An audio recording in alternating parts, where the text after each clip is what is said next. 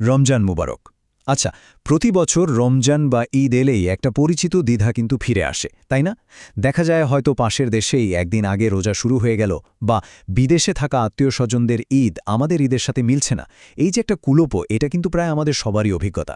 তো চলুন, আজ এই বহু বছরের যে একটা বিতর্ক, এর একদম গভীরে গিয়ে দেখা যাক আসল কারণটা কি। তাহলে আর ভূমিকা না করে একদম মূল প্রশ্নটা দিয়েই শুরু করা যাক। সেই প্রশ্ন যেটা প্রতি বছরই অনেক তর্ক আর আলোচনার জন্ম দেয়। বিষয়টা আসলে কি? কিভাবে এটা সম্ভব যে একটা দেশে রমজান শুরু হয়ে গেছে, অথচ ঠিক তার প্রতিবেশী দেশেই মানুষজন তখনও শাবান মাসের শেষ দিনটা পার করছে? এর উত্তরটা জানতে হলে আমাদের ইসলামী আইনের একটা খুবই গুরুত্বপূর্ণ মূলনীতি বুঝতে হবে। আর একবার যদি এই ব্যাপারটা মাথায় ঢুকে যায়, তাহলে দেখবেন পুরো ছবিটা একদম পরিষ্কার। সেই মূলনীতিটা হল বৈধ জ্ঞানভিত্তিক মতপার্থক্য। ইসলামী পরিভাষায় এই জিনিসটাকেই বলা হয় ইখতেলাফ। এটা বোঝা কিন্তু খুব জরুরি। ইখতেলাফ মানে হল, ধরুন কোনো একটা বিষয়ে একাধিক মতামত আছে, তার মানে কিন্তু এই না যে এর মধ্যে একটা ঠিক আর বাকি সব ভুল। বরং ইসলামী আইনশাস্ত্রের শর্তগুলো পূরণ করলে এই একাধিক মতামত দুটোই বা তিনটেই বৈধ এবং সঠিক হিসাবে গণ্য হতে পারে। ব্যাপারটা আরেকটু সহজ করে বলি, একটা খুব পরিচিত উদাহরণ দিলেই বিষয়টা পরিষ্কার হয়ে যাবে। দেখুন, অজু ভাঙার ব্যাপারে দুটো ভিন্ন মত। যেমন শাফিঈ মাযহাব অনুসারে শরীর থেকে রক্ত বের হলে অজু ভাঙে না, আবার হানাফি মাযহাবে রক্ত বের হলে কিন্তু অজু ভেঙে যায়। এখন সবচেয়ে মজার ব্যাপার কি জানেন? এই দুটো মতামতই কিন্তু নিজ নিজ ফিকহি কাঠামোতে একদম সঠিক এবং বৈধ, মানে কেউ কাউকে কিন্তু ভুল বলছে না। আর ঠিক এই কনসেপ্টটাই আমাদের আজকের আলোচনার মূল বিষয়টাকে একদম স্পষ্ট করে দেয়। যেভাবে অজুর নিয়ম নিয়ে একাধিক বৈধ মতামত থাকতে পারে, ঠিক সেভাবেই চাঁদ দেখার ব্যাপারেও, মানে প্রত্যেক অঞ্চলের স্থানীয়ভাবে চাঁদ দেখে সিদ্ধান্ত নেওয়াটাও একটা ঐতিহাসিকভাবে স্বীকৃত এবং পুরোপুরি বৈধ একটা ফিকহি অবস্থান। আচ্ছা, মূল নীতিটা তো বোঝা গেল, কিন্তু এই স্থানীয়ভাবে চাঁদ দেখার বিষয়টাকে ঘিরে কিছু খুব কমন প্রশ্ন বা সমালোচনা কিন্তু সব সময় শোনা যায়। তো চলুন এবার সেই প্রশ্নগুলোর দিকে একটু নজর দেওয়া যাক, দেখা যাক সেগুলোর উত্তর কি হতে পারে। এই প্রশ্নটা বা এই ভয়টা কিন্তু খুব পরিচিত, তাই না? অনেকের মনেই এই চিন্তাটা আসে যে, আরে, অন্য দেশে তো রোজা শুরু হয়ে গেছে, আমি কি তাহলে প্রথম রোজাটা মিস করে ফেললাম? এর জন্য কি কোনো গুনাহ হবে, বা পরে কাজা কাফফারা আদায় করতে হবে? এই চিন্তাটা কিন্তু অনেকেই করে থাকেন। এর উত্তরটা কিন্তু খুবই সোজা সাপটা। স্থানীয় চাঁদ দেখার যে নীতি, সেই অনুযায়ী সেই নির্দিষ্ট অঞ্চলের মানুষের জন্য তো রমজান মাস শুরুই হয়নি। তারা আসলে শাবান মাসের ৩০তম দিনটা পার করছেন। সুতরাং রোজা মিস হওয়ার তো কোনো প্রশ্নই আসে না। আচ্ছা, এবার তাহলে মুদ্রার অপর পিঠটা দেখা যাক। এমনটাও তো হতে পারে যে অন্য দেশে ঈদ উদযাপন হচ্ছে, আর কোনো একটা দেশে মানুষ তখনও রোজা রাখছে। তো এটা কি ঈদের দিনে রোজা রাখার মতো একটা নিষিদ্ধ কাজ হয়ে গেল? এখানেও উত্তরটা কিন্তু সেই একই মূলনীতির ওপরেই দাঁড়িয়ে আছে। যেহেতু সেই নির্দিষ্ট এলাকায় চাঁদ দেখা যায়নি, তাই সেখানকার মানুষদের জন্য ওই দিনটা হলো রমজানের ৩০ তারিখ, শাওয়ালের ১ তারিখ বা ঈদ নয়। তাদের ক্যালেন্ডারটা নির্ধারিত হবে তাদের স্থানীয় চাঁদ দেখার ভিত্তিতে। আরেকটা খুব গুরুত্বপূর্ণ প্রশ্ন কিন্তু আসে আরাফার দিনের রোজা নিয়ে।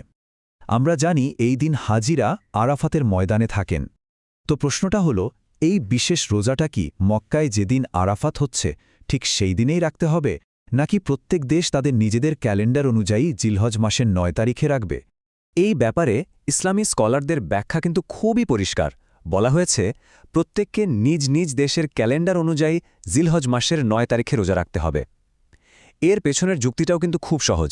একবার ভাবুন, টাইম জোনের বিশাল পার্থক্যের কারণে যখন মক্কায় আরাফাতের দিন, তখন পৃথিবীর কোনো দেশে কিন্তু গভীর রাত। সেক্ষেত্রে বিশ্বব্যাপী একই সময় রোজা রাখাটা তো যৌক্তিকভাবেই অসম্ভব।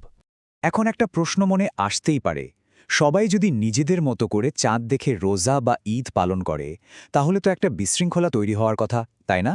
কিন্তু ব্যাপারটা মোটেও তেমন নয়, কারণ এর জন্য একটা অত্যন্ত গোছানো এবং প্রতিষ্ঠিত ব্যবস্থা আছে, যা আসলে বিশৃঙ্খলা নয়, বরং ঐক্য নিশ্চিত করে। এই পুরো সিস্টেমটা আসলে দাঁড়িয়ে আছে ৩টি মূল নীতির উপর। আর এই নীতিগুলো কিন্তু হুট করে তৈরি হয়নি, বরং এগুলো শতাব্দীর পর শতাব্দী ধরে মুসলিম বিশ্বে শৃঙ্খলা আর একতা বজায় রাখতে সাহায্য করে আসছে। এর প্রথম নীতিটা আমরা পাই সরাসরি রাসূলুল্লাহ সাল্লাল্লাহু আলাইহি ওয়াসাল্লামের একটি হাদিস থেকে। দেখুন, হাদিসে বলা হচ্ছে, তোমরা সকলে। এই সকলের শব্দটা খুব গুরুত্বপূর্ণ।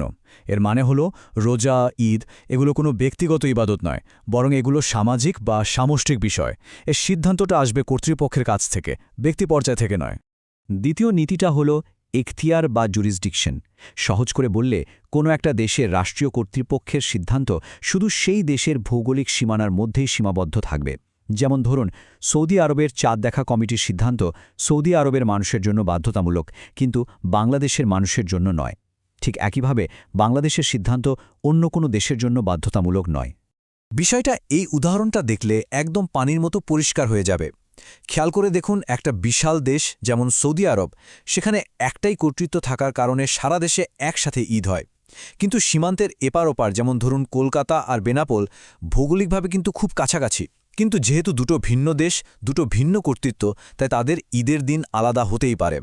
তার মানে মূল বিষয়টা দূরত্ব নয়, মূল বিষয়টা হলো প্রশাসনিক কর্তৃত্ব। আর সবশেষে আসছে তৃতীয় এবং আর্গুয়েবলি সবচেয়ে গুরুত্বপূর্ণ নীতিটা। ইসলামী আইনশাস্ত্রের একটা বিখ্যাত নীতিবাক্য আছে, হুকুমুল হাকিম ইয়ারফাউল খিলাফ। এর সহজ অর্থ হল শাসকের রায় সকল মতবিরোধের অবসান ঘটায়। এর মানে যখন কোনো একটা দেশের নির্ধারিত কর্তৃপক্ষ একটি বৈধ ফিকহি মতামতের ভিত্তিতে কোনো সিদ্ধান্ত ঘোষণা করে, তখন সেই দেশের সকল নাগরিকের জন্য সেই সিদ্ধান্তটা মেনে নেওয়া আবশ্যক হয়ে যায়। আর এভাবেই সব বিতর্ক শেষ হয়ে ঐক্য তৈরি হয়। তো এই সব আলোচনার পর মূল বিষয়টা কি দাঁড়ালো? এই যে পুরো একটা সিস্টেম, এটাকে আমাদের ঠিক কিভাবে দেখা উচিত? এর আসল লক্ষ্যটা আসলে কি? সবচেয়ে বড় যে ব্যাপারটা আমাদের বুঝতে হবে তা হল, স্থানীয়ভাবে চাঁদ দেখা কোনো বিচ্ছিন্ন বা সেকেলে প্রথা নয়, বরং এটা একটা অত্যন্ত শক্তিশালী এবং সুগঠিত একটা ব্যবস্থা। আর এর প্রধান উদ্দেশ্যই হল একটা নির্দিষ্ট এলাকার মধ্যে সামাজিক ঐক্য এবং শৃঙ্খলা তৈরি করা।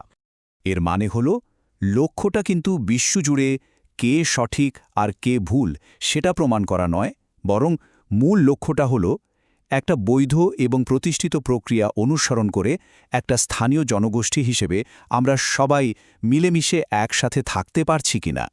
সবশেষে এই আলোচনাটা আমাদের একটা বড় প্রশ্নের সামনে দাঁড় করিয়ে দেয়। আজকের এই হাইপার কানেক্টেড বিশ্বে ঐক্যের প্রকৃত রূপ আসলে কোনটা? বিশ্বজুড়ে একটা যান্ত্রিক অভিন্নতা, মানে সবাই একই দিনে সবকিছু করবে সেটা, নাকি স্থানীয় পর্যায়ে শান্তি শৃঙ্খলা আর সম্প্রীতি বজায় রেখে চলাটা, সেটাই আসলে ঐক্য? এটা কিন্তু ভাবার মতো একটা বিষয়, তাই না?